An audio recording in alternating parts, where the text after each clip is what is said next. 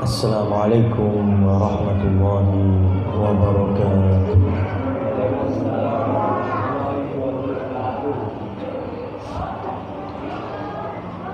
Alhamdulillah, alhamdulillahi wa kafa, wassalatu wassalamu ala rasulina al-mustafa. Asyhadu an la ilaha illallah wahdahu la syarikalah, wa asyhadu anna Muhammadan abduhu wa rasuluh. Allahumma salli wa sallim ala nabiyyina Muhammad, amma ba'du. Para jamaah muslimin muslimat, para adik-adik sekalian yang dirahmati oleh Allah Subhanahu wa taala, tidak lupa kita awali dengan bersyukur kehadirat Allah Subhanahu wa taala yang telah mengumpulkan kita dalam momentum yang istimewa, yaitu majelis ilmu dari adik-adik yang belajar baca Quran, TPA atau TPQ, kemudian dilanjutkan dengan kajian menjelang iftar atau berbuka puasa. Maka betapa beruntungnya kita Bapak-bapak Ibu-ibu yang dirahmati oleh Allah Subhanahu wa taala bisa mengambil faedah waktu yang besar. Dan rahmat Allah seperti ini tidak semua bisa menikmatinya. Banyak orang yang lalai akan waktu sehingga nunggu waktu berbuka digunakan untuk yang sia-sia. Minimal perbuatan yang tidak ada manfaatnya. Apalagi kalau sampai diisi dengan yang bernilai maksiat, naudzubillah min dzalik. Mungkin nggak sampai membatalkan puasa, tapi kan iman-iman dia telah menahan haus dan laparnya, tapi tidak meraih pahalanya. Wa kam min shaimin, betapa banyak, sebagaimana sabda Rasul, rubba shaimin, begitu banyak orang-orang yang berpuasa, laisa alaihi ajrun, dalam riwayat yang lain thawabun, dia tidak mendapatkan ganjaran atau pahala, illal ju' wal 'atas, kecuali hanya rasa lapar dan rasa haus. Jamaah yang dirahmati oleh Allah, Bapak-bapak, Ibu-ibu, sore hari ini saya ingin ngajak sama-sama ngaji berkaitan dengan seorang Rasul atau utusan Allah yang namanya paling banyak disebut di dalam Al-Quran, mengalahkan penyebutan nama Nabi kita sendiri, yaitu Nabi Muhammad Sallallahu Alaihi Wasallam. Dan itu nggak sembarangan, karena memang umatnya juga banyak. Kalau di dalam Al-Quran, kisah yang paling banyak adalah kisah Nabi Muhammad. Yang mengimani beliau itu hanya umatnya saja. Umat sebelumnya seperti umatnya Nabi Isa, orang-orang Nasara atau Nasrani, nggak mengimani Nabi Muhammad. Apalagi umat yang lebih jauh lagi, seperti umat Bani Israel Yahudi, sudah nggak mengimani Nabi Isa, juga tidak mengimani Nabi Muhammad.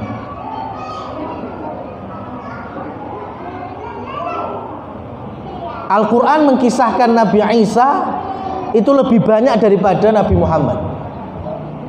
Kenapa? Karena kalau Nabi Isa, umatnya Nabi Muhammad termasuk kita ini, iman atau tidak? Iman terhadap Nabi Isa. Iman juga kita terhadap Nabi Muhammad. Tapi kaum Bani Israel Yahudi tidak mengimaninya. Maka di dalam Al-Quran yang Allah paling sebut terbanyak adalah kisahnya Nabi Musa alaihissalam. Disebabkan karena umatnya Nabi Muhammad termasuk kita percaya dan iman kepada Nabi Musa. Umat Nasrani juga iman terhadap Nabi Musa. Dan umat Bani Israel yaitu Yahudi juga iman kepada Nabi Musa.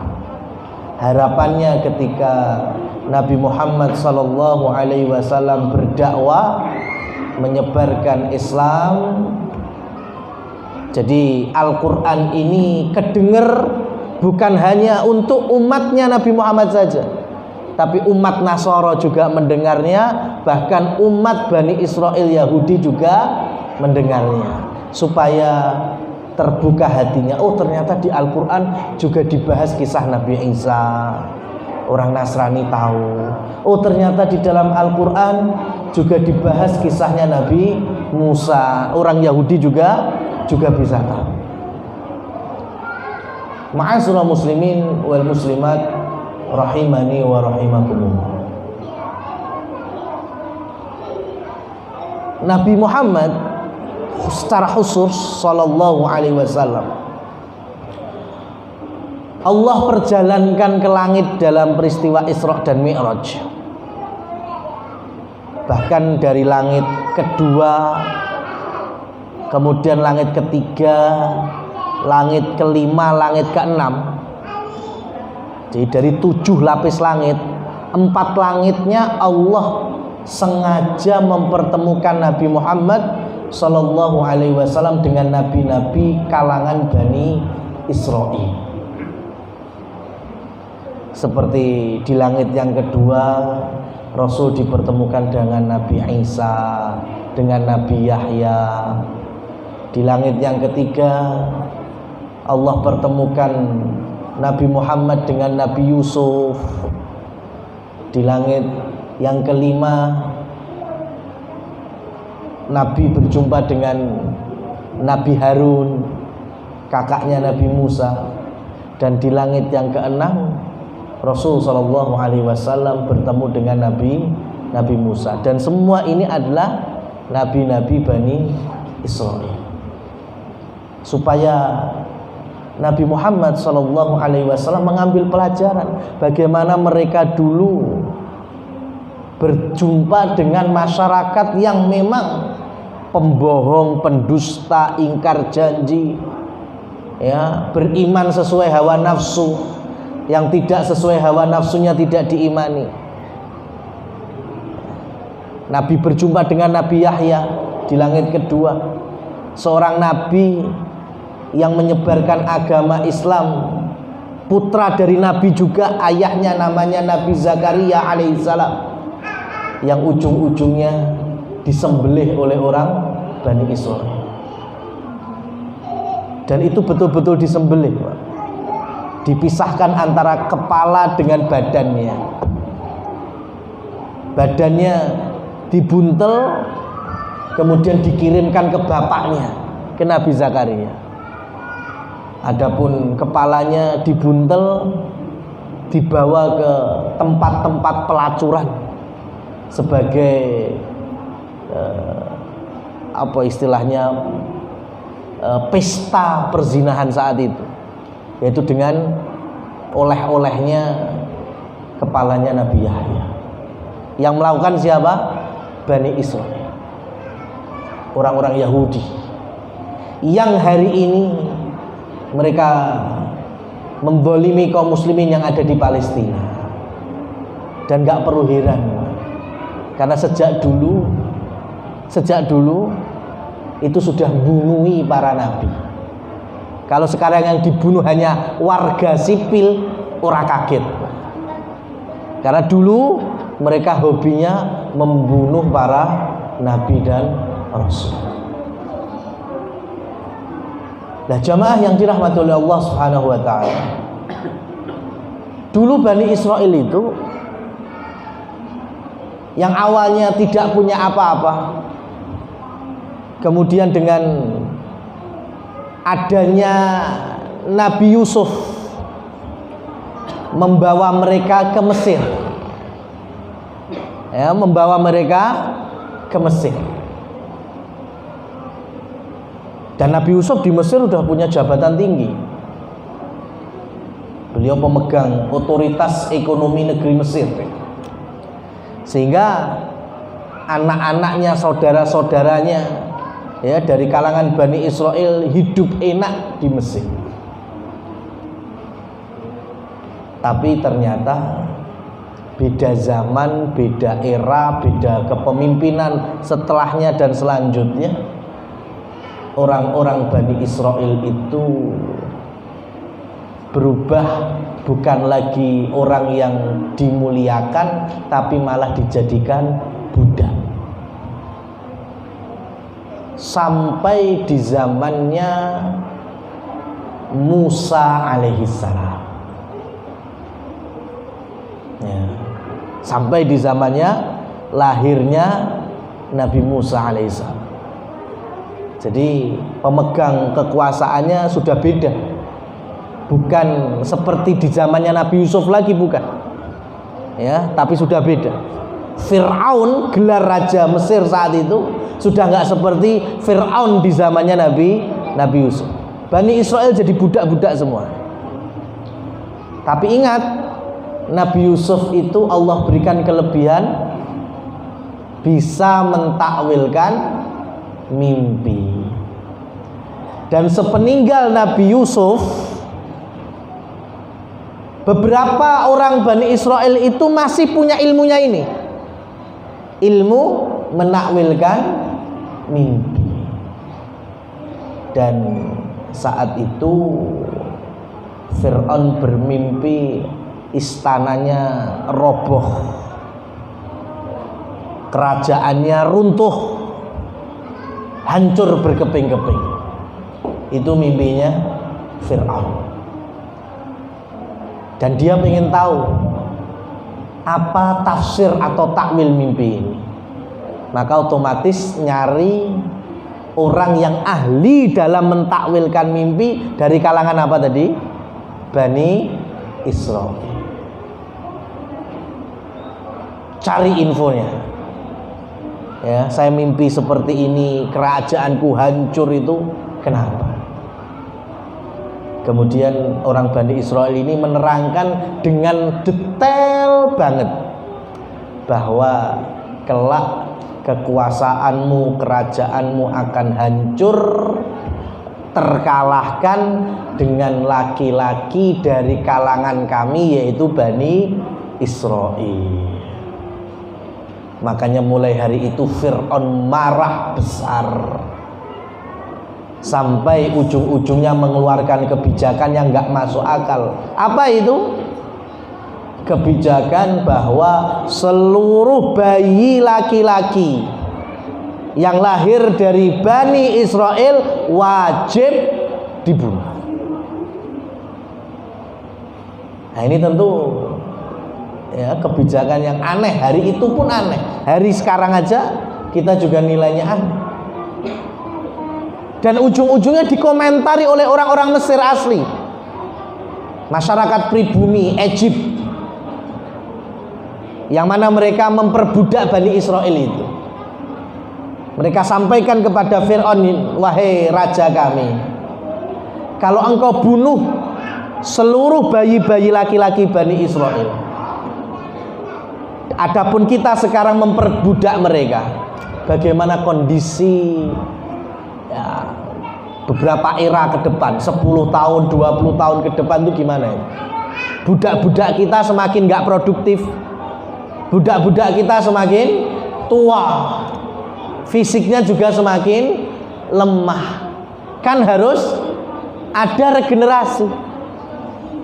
Nah, kalau sekarang anak laki-laki yang lahir dari Bani Israel dibelai kabeh, lah regenerasi budak-budak selanjutnya siapa? Nah, itulah yang membuat Fir'aun merevisi kebijakannya, dirubah. setahun disembelih, setahun enggak. Jadi kalau tahun ini ada lahir bayi laki-laki dari Bani Israel, aman. Tahun depan baru disembelih. Tahun depannya lagi aman. Jadi 2 tahun pisah. Bayi yang lahir dari Bani Israel wajib untuk dibunuh. Nah, kebijakan inilah yang menjadikan Nabi Harun tidak ada cerita seperti Nabi Musa alaihissalam. Nabi Harun selamat, tidak ada kisah pengen dibunuh, pengen disembelih. Kenapa? Karena Nabi Harun lahir di tahun tidak ada penyembelihan. Dan Nabi Harun itu jaraknya setahun dengan Nabi Musa. Lebih duluan lahir Nabi Harun. Jadi kakaknya Nabi Musa alaihissalam. Nah, tahun berikutnya baru lahir Nabi Musa, dan itu adalah tahun penyembelihan. Baru kita baca ayatnya dalam surat Al-Qasas, dimulai dari ayat yang ke-10. Allah Subhanahu wa taala berfirman, mengkisahkan kisah ini ya kepada Nabi Muhammad dan secara umum kepada hamba-hambanya termasuk kita. Wa asbaha fuadu ummi Musa farigha in kadat latubdi bihi laula arrabatna ala qalbiha litakuna minal mu'minin. Ini ayat yang ke-10. Wa asbaha, dan jadilah fuadu, hati seorang ummi Musa, ibunya Nabi Musa, farigho, kosong hatinya. Nah, apa yang dimaksud dengan hati yang kosong? Imam Ibnu Katsir di dalam tafsirnya menukilkan banyak sekali makna. Yang rata-rata makna hati yang kosong tidak jauh dari rasa ketakutan, gelisah, khawatir, bimbang, bingung, gak iso mikir, cemas. Itu hati yang kosong. Dan ibunya Nabi Musa merasakannya dan mengalami hal itu di saat melahirkan anak laki-laki. Lah, apa bimbangnya, apa khawatirnya, apa takutnya? Lah, anakku ini gimana ya? Lek sampai konangan apa dibeleh. Sehingga kemudian Allah Subhanahu wa taala turunkan ilham, yaitu dengan memerintahkan ibunya Nabi Musa meletakkan bayi yang baru dilahirkan itu di dalam tabut, yaitu sejenis peti atau kotak gitu, ditaruh di dalam. Kemudian di belakang rumahnya orang tuanya Nabi Musa itu Sungai Nil sudah.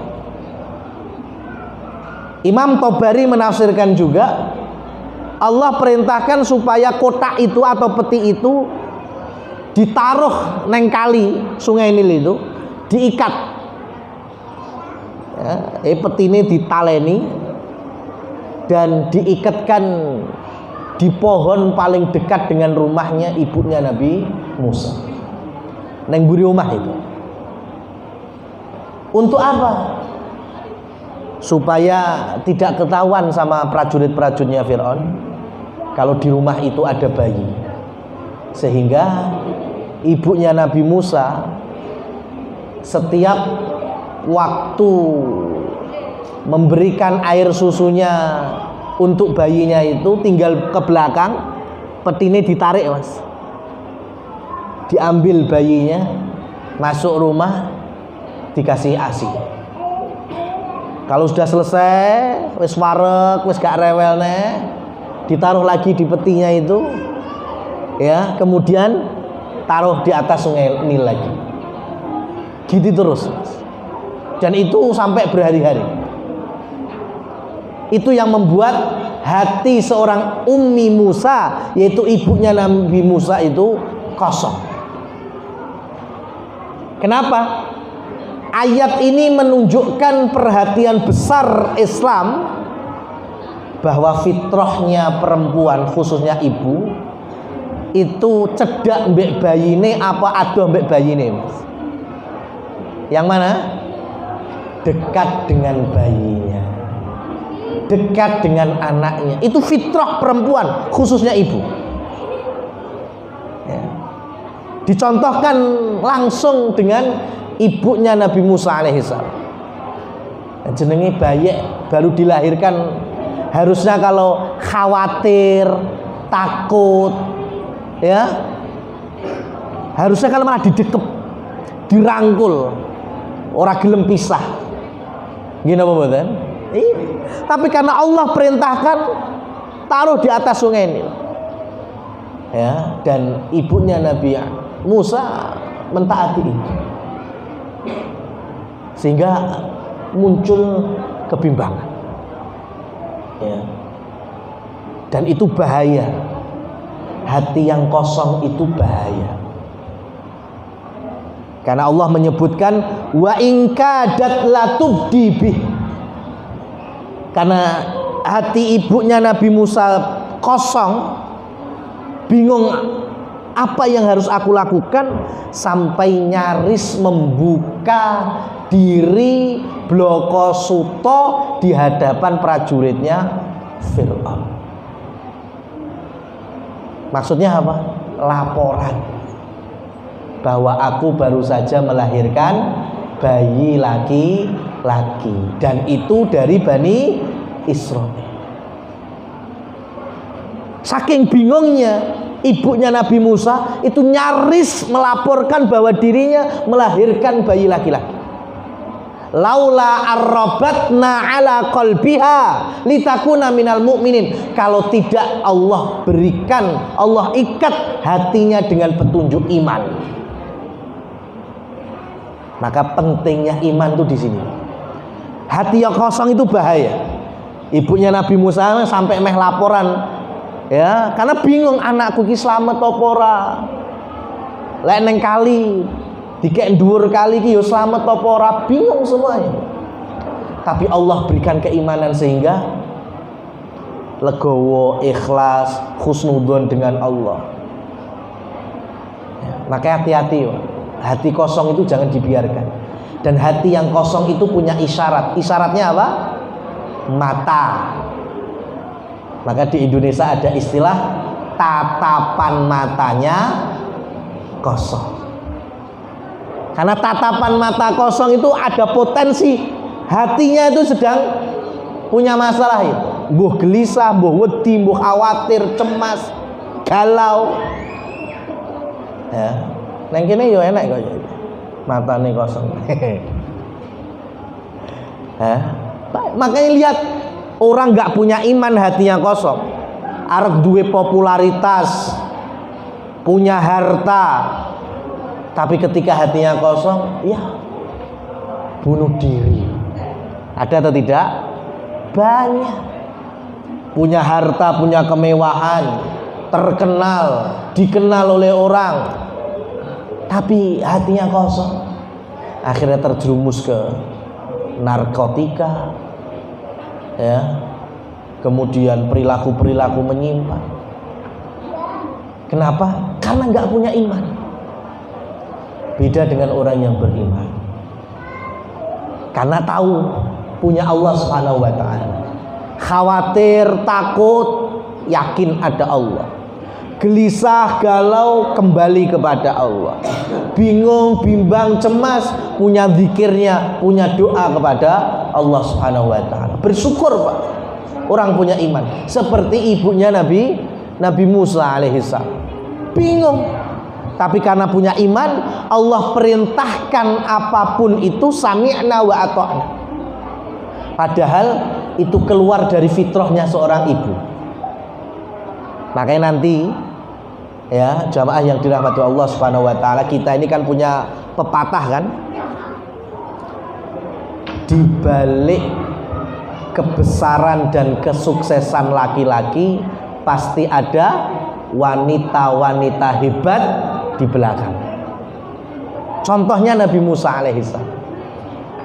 Nabi Musa alaihissalam itu lahir besar, itu ada ibu yang melahirkannya, yang siap mempertaruhkan nyawanya untuk menyelamatkan Musa kecil itu. Kemudian Nabi Musa punya kakak perempuan juga, dan Nabi Musa nantinya punya seorang ibu atau wanita yang mengadopsinya, yang tidak lain adalah istrinya Fir'aun yang bernama Asiyah bintu Muzahim. Ya, ada 3 sosok. Dan Nabi Muhammad SAW pun tidak jauh beda dengan Nabi Musa. Nabi Musa lahir sudah nggak punya bapak. Ya, ayahnya yang bernama Imran sudah wafat duluan. Seperti Nabi Muhammad SAW lahir, Abdullah ayahnya juga udah nggak ada. Lahir dalam kondisi yatim. Tapi di belakang itu, dalam masa kanak-kanaknya Nabi SAW, di belakangnya ada wanita-wanita hebat. Ada Aminah ibunya sendiri yang melahirkan Nabi Muhammad. Ya meskipun nggak lama, akhirnya dititipkan kepada budak yang dimilikinya, yaitu Ummu Aiman. Dan selanjutnya dibawa oleh wanita yang menyusui Nabi SAW di pegunungan Taif, di suku Badui Bani Sa'ad yang bernama Halimah As-Sa'diyah. Dan nanti ketika Rasul diopeni, dididik di rumah pamannya yaitu Abu Thalib, juga mendapatkan cinta, kasih dan perhatian dari istrinya Abu Thalib yang bernama Fatimah Al-Azdiyah. Lihat, Nabi Musa punya ibu, punya kakak perempuan atau saudari, punya ibu adopsi. Nabi Muhammad SAW juga sama. Nabi Muhammad punya Aminah ibu kandung. Kemudian ada Ummu Aiman yang menggantikannya, enek ibu susuan juga yaitu Halimah As-Sa'diyah. Kalau Nabi Musa punya saudari, Nabi Muhammad juga punya saudari. Nabi Muhammad itu punya saudara perempuan, tapi saudara sepersusuan.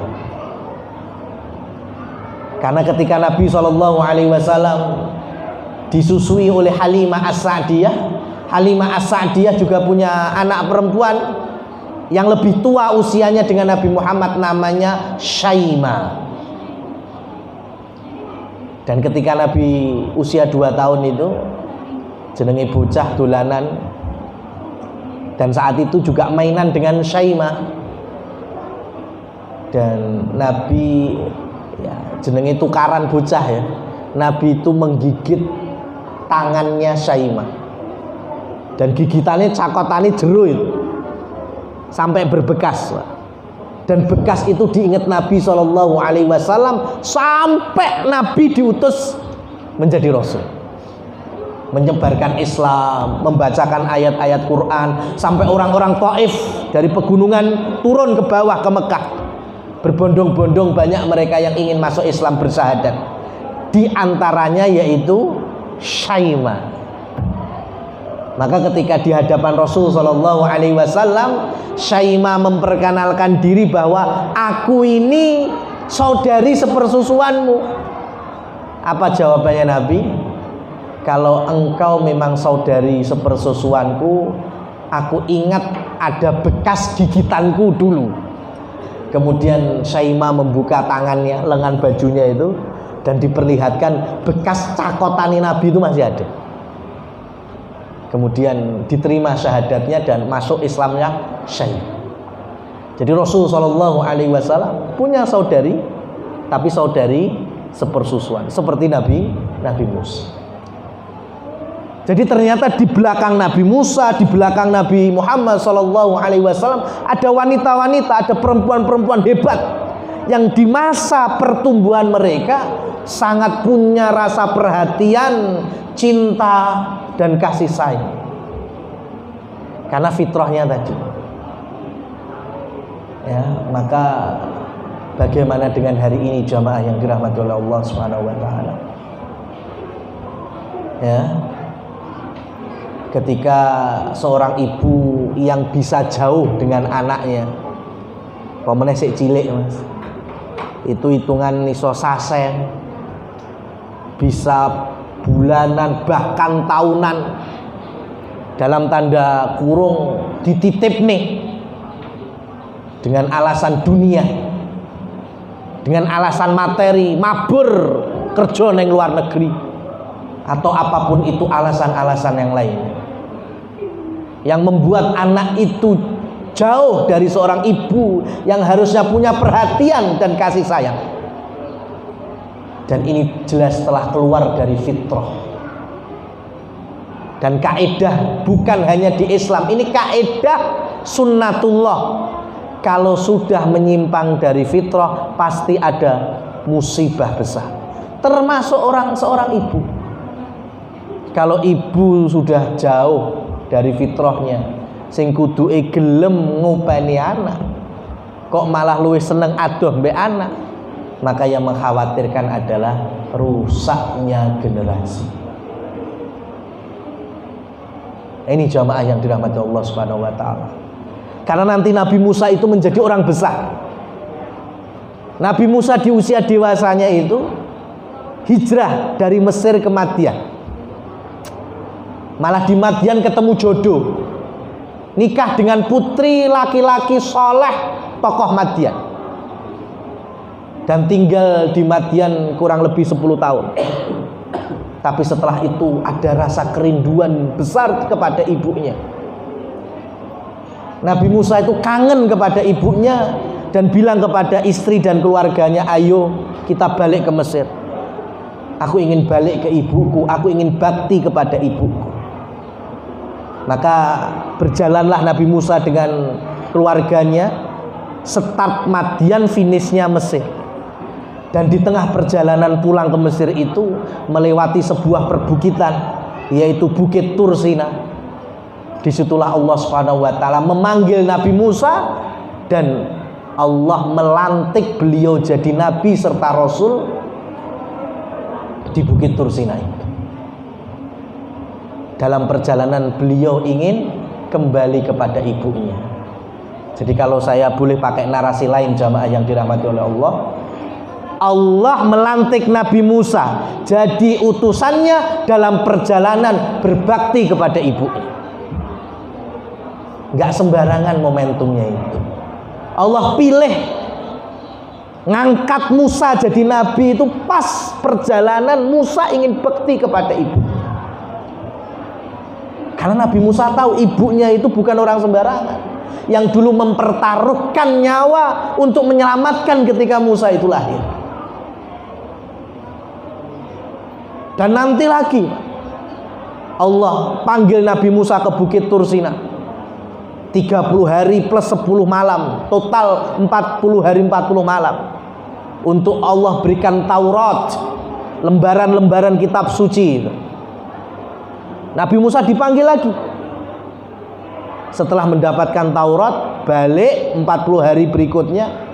Lah kok ternyata masyarakat Bani Israel sudah menyimpang, nyembah patung sapi yang terbuat dari emas kala itu. Ditinggal 40 dino udah melakukan kesyirikan lagi. Marah Nabi Musa. Dan yang pertama dicari adalah kakaknya, yaitu Nabi Harun. Di dalam surat Thaha dikisahkan itu. Nabi Musa ambil jenggotnya Nabi Harun, rambutnya Nabi Harun. Marah. Kok iso tak tinggal 40 dino Bani Israel syirik meneh. Nabi Harun meredam emosi Nabi Musa dengan berbagai macam kalimat itu, enggak ngerespek sama sekali. Musa, aku ki dulurmu, orang arah dulur-duluran. Ya, aku ki masmu. Wes ora deleng mas-masan. Tapi ketika Nabi Harun di ayat Al-Qur'an menyebutkan, Nabi Harun kemudian mengucapkan, ya bna umma la ta'hud bilihyati. wahai putra ibuku, jangan engkau tarik jenggot dan juga rambut kepalaku. Nabi Musa baru kemudian redem emosinya. Apa bedanya mas? Aku ki dulur lanangmu, aku ki masmu. Nabi Musa orang ngaruh mas-masan boy. Tapi ketika wahai putra ibuku, Nabi Musa rungokne. Apa bedanya? Kan yo padha wae. Ya kan sama ya dulur-dulur juga. Tapi Nabi Harun ketika memakai kalimat putra ibuku, itu Nabi Musa responnya beda. Karena kalau sudah disebutkan ibu, yang tergambar ya ayat ini tadi. Bagaimana seorang wanita dulu cemas mengkhawatirkan keselamatan bayi Musa.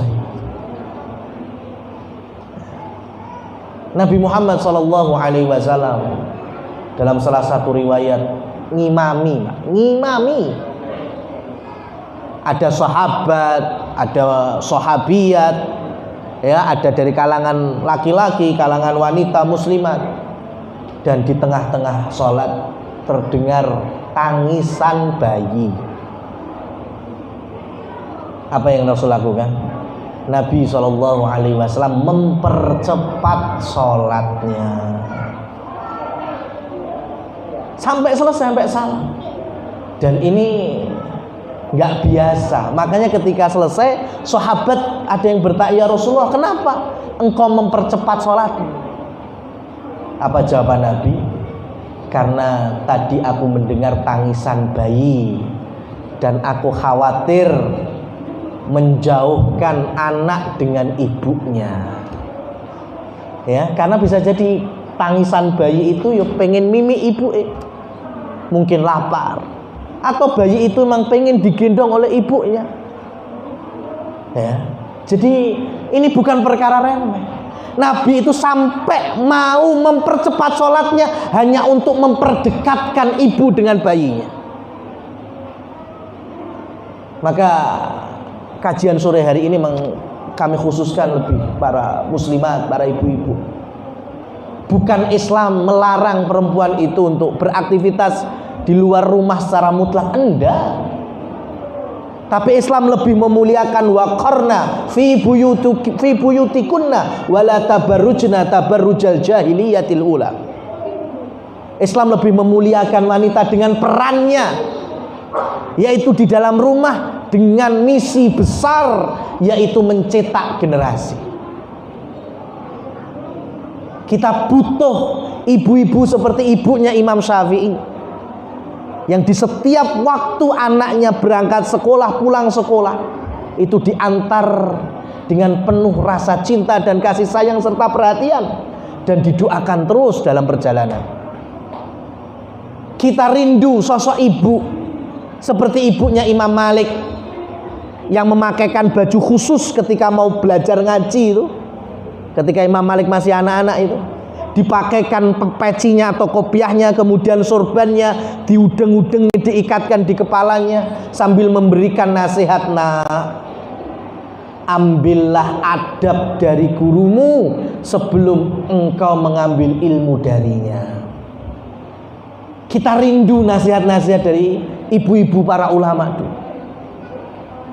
Maka para ibu muslimah, pencetak generasi-generasi emas yang dinantikan dan dirindukan oleh Islam wal muslimin, pulanglah, kembalilah kepada istanamu, singgasanamu menanti. Istanamu menanti cinta dan perhatian seorang ibu kepada anak-anaknya, perhatian seorang ibu kepada anak-anaknya, pendidikan seorang ibu yang dikenal dengan madrasatul ula, mas sekolah pertama bagi generasi, yaitu ibunya.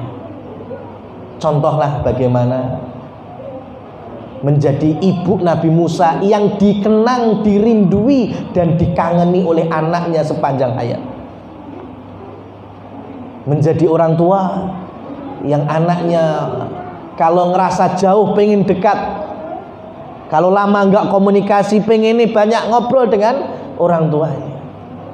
dan itu tidak mudah, karena itu terbangun dari anak itu semenjak lahir. Wallahu a'lam bishawab. Ya, semoga bisa diambil manfaatnya, dan semoga Allah Subhanahu wa taala mudahkan kita dalam usaha mensolehkan diri, keluarga, dan juga generasi. Allahumma amin. Allahumma arhamna bil Quran. Allahumma barik lana fi siyamina wa fi qiyamina wa fi tilawatina al Quran. Allahumma arhamna bi qiyamina Ramadan. Rabbana hab lana min azwajina wa dzurriyyatina qurrata a'yun waj'alna lil muttaqina imama. Rabbana atina fid dunya hasanah wa fil akhirati hasanah wa qina adzabannar. Fa subhanakallahumma wa bihamdika asyhadu an la ilaha illa anta astaghfiruka wa atubu ilaik. Wassalamualaikum warahmatullahi wabarakatuh.